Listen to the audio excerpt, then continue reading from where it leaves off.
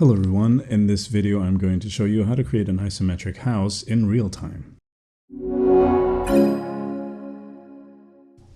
Pixelart in isometric views isn't really that difficult. The difficulty comes from obeying the grid. It comes from creating the grid and making sure that you follow it. If you want to deviate from the grid, you have to know what you're doing, which is fine after you get some experience. But to begin with, it's best to actually keep within a certain range of grid lines and construction lines.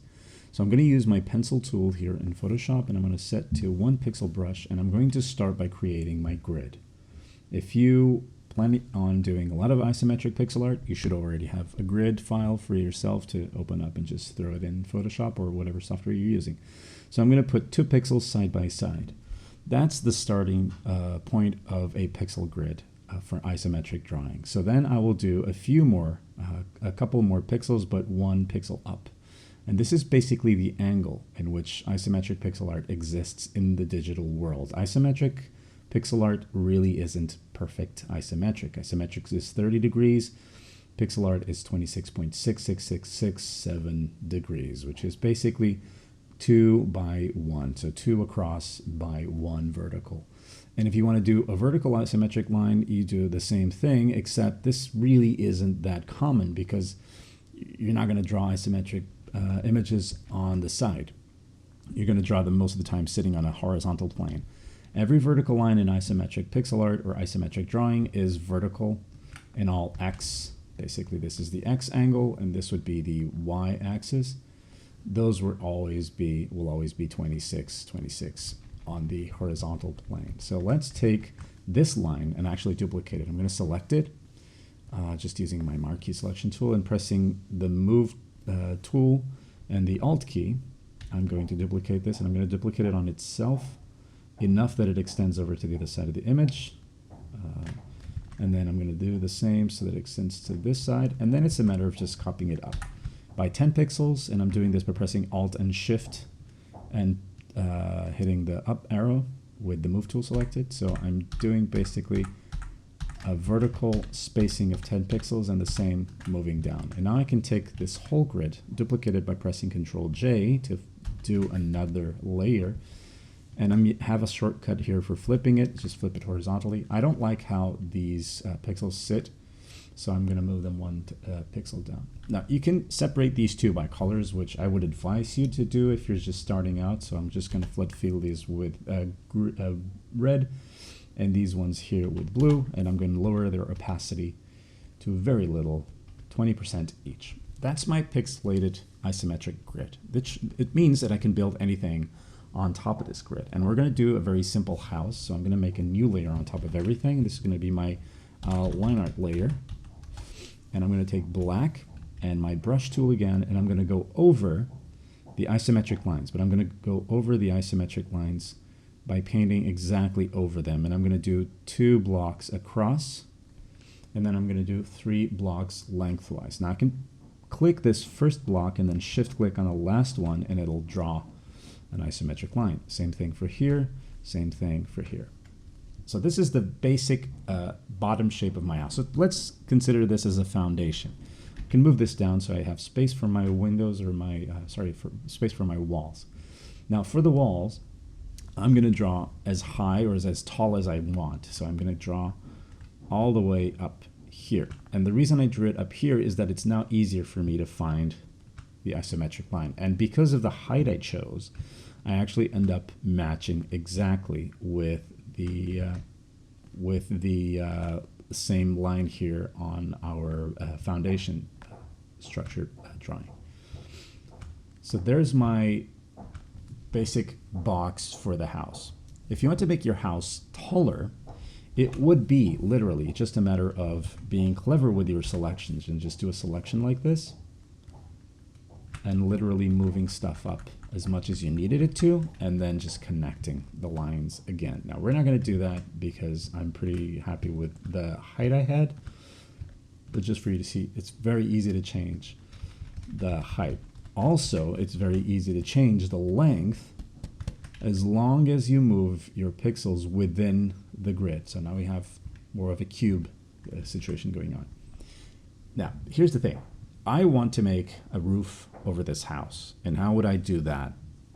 The basic idea is to find the center line of any of these planes and kind of draw that as our main roof edge. So I want to do a roof, and I'm going to make this on a new layer. You could do a roof like this, right? But I want to do one that is like this, right? It just makes more sense to me because the roof doesn't have to be as tall. So I want to find the center so that I can then decide where I want my roof beams to be. For that, I'll click on this pixel and I'll shift click on this one, and that gives me a line.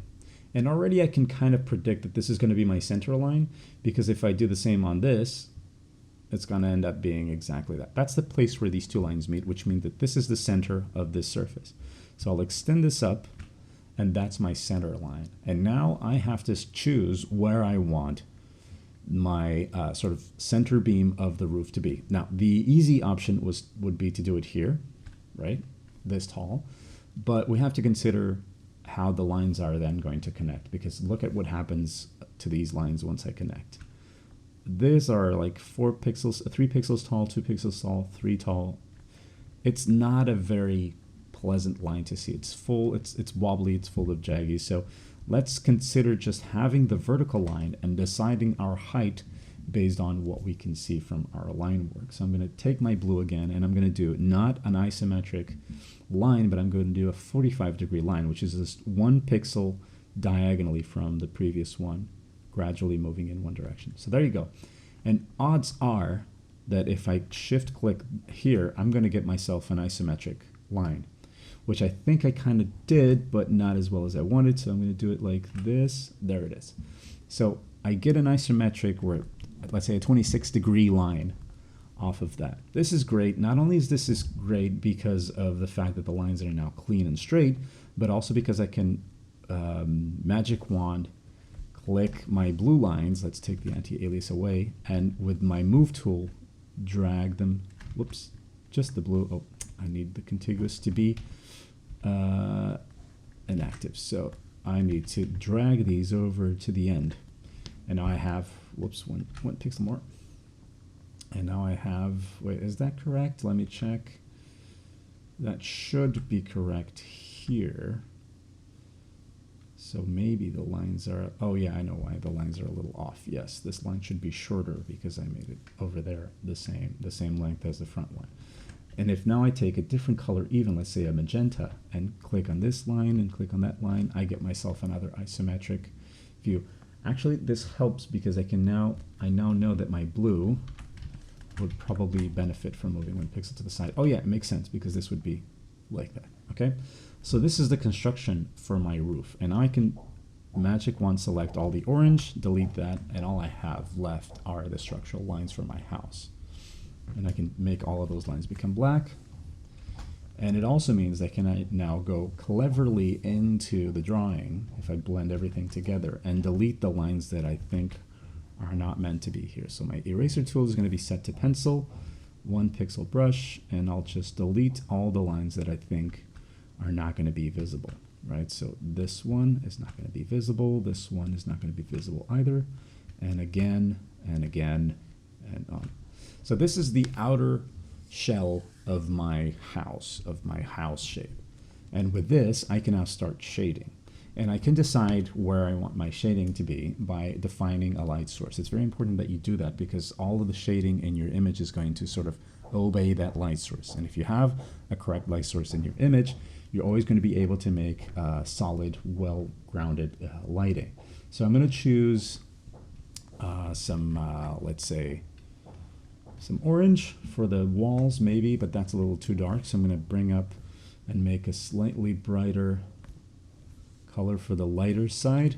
And then I'm going to do the same, but for the roof tiles, which I'm going to make clay colors. So dark roof tiles, and then a little bit brighter, more towards the sunny side. Right. Why is it that I have a dark clay color? Well, specifically thinking about the shades, you could probably go with your paint bucket tool and paint a flat color. So I do not have the surface to paint the dark color of my roof tiles. And even if I did here, it wouldn't really make sense for that bit to be tiles. It makes more sense for it to be the same color as the walls. Now, before I choose where I want to paint, I'm going to pick my light source, right? So my light source is going to be, let's say, up here on the side, right? This is going to be my lamp. And this, having the lamp over here is sort of easy to understand what happens to the light. This surface is going to be bright, bright daub, and this one is going to be the dark one because it's facing towards the other direction. So it faces away from the light while this one faces towards the position of the light wherever it may be, right? It faces more towards the light than this one definitely does, and that's how you kind of figure out the shading. Same thing goes for this one. This one is facing actually upwards quite well towards the light, and this side here is facing opposite, so of course it's going to go darker. If I move the light source, then we would have the opposite effect. But let's quickly put in the colors that we think work, and this is our basic shading. Now, this in itself is quite simplistic, right? So we want to add more information to this. And the way we add more information to this is we make the lighting a little bit more interesting and we add volume to the roof. And the volume to the roof we can add by just taking the bright color, going over the isometric lines a couple of times to give it thickness, right? Just like that. And then maybe also a couple of times over here to give it a little bit more, let's say, depth, as to makes it project off from the wall. Okay, the same thing should happen on the other side. So we should cover up this line here, but we should also have this line be a couple of pixels thicker. So by doing this, we are now adding a little bit of thickness to our roof. We also have the chance now to actually paint this edge a little bit darker because we have basically suggested that our roof is no longer a very slim surface, that it's quite thick because of the thickness of the roof tiles. And with this as well, we can take now this edge and paint it a darker shade just for our own, this would actually be, no, this makes sense. This would actually be the outline for our roof. We can also take this color and use that as a shadow for the roof itself on this side of the house, because technically it should be casting a shadow on the wall here. And we're also going to paint this vertical line. I'm not taking care of painting the outside yet because I think that you can kind of get where I'm going with this. All the black lines on the outside should be probably a darker version of the same color. Maybe this one should be a little bit darker. And we don't have a color for the shadows on this side, so I'm going to take this color and make it slightly darker, but I also want to make it slightly more red just for making it a bit more interesting to look at. And then I'm going to use that for the outline and for the base edge here. And potentially, no, I'll just leave it like this. I think it's interesting. I think it's fine. Now I want to have probably a shadow underneath these tiles. Again, just to suggest that they sort of round off into the edge a little bit. And now we need details. We need details. We need to have, for example, a brighter edge over here. And this really doesn't do anything except suggest a highlight. And if you really, really want to do it, you can take all of these pixels that I just have and sort of duplicate them off. And I'm doing 2 to the side, 1 up, 2 to the side, 1 up, 2 to the side, 1 up. Actually, I made a mistake there. And this can be very tedious, but if you can get into the rhythm, it'll sort of make sense really quickly. And now that just means that at the bottom here, we can kind of play around with the shading to suggest maybe the rounder edge of the tiles. And I really can't really put a formula on how to do this. This is mostly based on experimentation and kind of figuring out what looks to you more like roof tiles, if at all. I think I want to get rid of this, and I might want to add an edge here, and then bring a highlight over here as well. There we go. So that's a more interesting shape for the roof. And now for the door and windows and whatnot, we just follow kind of the same rules. So let's say you want to draw a window over here. we should follow the same rules of volume. So you're basically carving out a rectangle over here. Where do you think you should put a shadow? You should put a shadow on this bit of wall, and maybe you shouldn't even have this one here, right? Because that one should be enough. And actually, because this is an illustrative style, I'm gonna leave that in. And I'm gonna grab a dark gray, maybe slightly bluish to suggest some of the sky color, and put that in there. Carve this over because the cast shadow shouldn't really do anything. And now that we have that window, I kind of like the shape. I'm actually just going to steal this. And by doing that, especially with this, I'll just drag with the Alt key press, I'll just drag and drop it over here to the side, right? And then I can take this and the same thing as we did with the roof and find a brighter shade, which in this case is quite difficult because it's already really bright. And I'm going to use that to brighten this surface over here, which is the bottom of the window, like a window ledge that we kind of just sit there, and it helps create the effect of volume. So now that we have the dark gray, maybe now it's the time to remove the little edge, the dark edge, because we really don't need it. It actually makes more sense to me to actually have a bright highlight edge because it should be reflecting some of the light, but I'll just leave it as is. Realizing now that this distance is different from this distance here, so I might want to change the position of the windows. And maybe here, let's try that. Shouldn't be too difficult, just to move this to the side one and then just paint over this bit. And now we have the same distance between the two. So for a door over here, it's kind of the same thing. Just draw a vertical line with the width that you want, and now just make sure that you make this isometric by doing steps of 2 at every pixel. And then take this dark color, maybe we could paint the door this color. That's pretty much it. We could actually have a wooden frame go across. You see that? That's the wrong isometric line. It should be 1 pixel taller. Right there. Maybe have a couple pixels thickness. And that's now a little house with, actually maybe make this a little thicker and bring in the door by cutting some of these pixels away from the shape like that. Maybe even this one. So if I remove the grid now, you can see that we have a little house that we can basically sit on anything we want.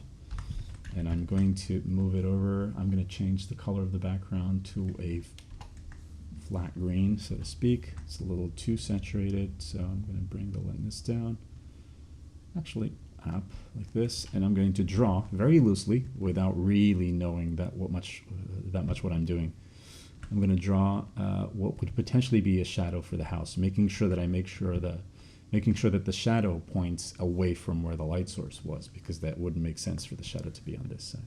A little darker, actually maybe a little bluer, because it would be more interesting to see that. And flip fill, and that's our little isometric house that you can build off by just having an isometric grid and following the grid as best as you can. I hope that was interesting for you guys. Take care, and I'll see you some other time. Bye-bye.